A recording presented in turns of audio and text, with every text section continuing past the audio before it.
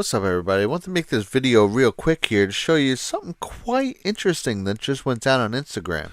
Now, if you look here on Melissa Rivers' latest post, the top comment is someone saying that, quote, "I'm convinced Obama had Joan killed for speaking the truth."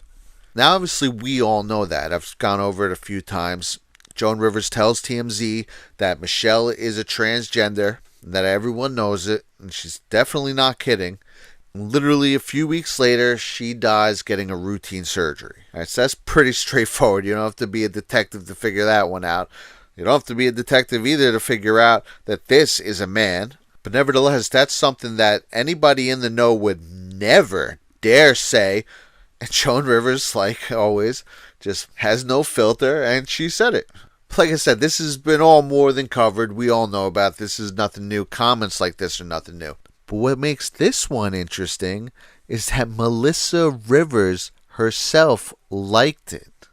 And don't forget that Melissa Rivers also opened a wrongful death suit after this and said that her death was 100% preventable. Now, if you remember, QAnon had stated that Trump was approached to run for president and spearhead this takedown of the deep state.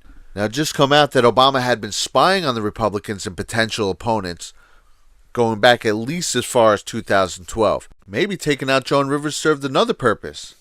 Maybe they were afraid of any possible positive support for Trump coming from Hollywood. And if you remember, from 2015 to 2017, an awful lot of celebrities died, all pretty much at the same time, especially at the end of 2015 into the beginning of 2016. Where we go one, we go all. Yeah. Jennifer B. Wants to know on Twitter, how do you really feel about Donald Trump?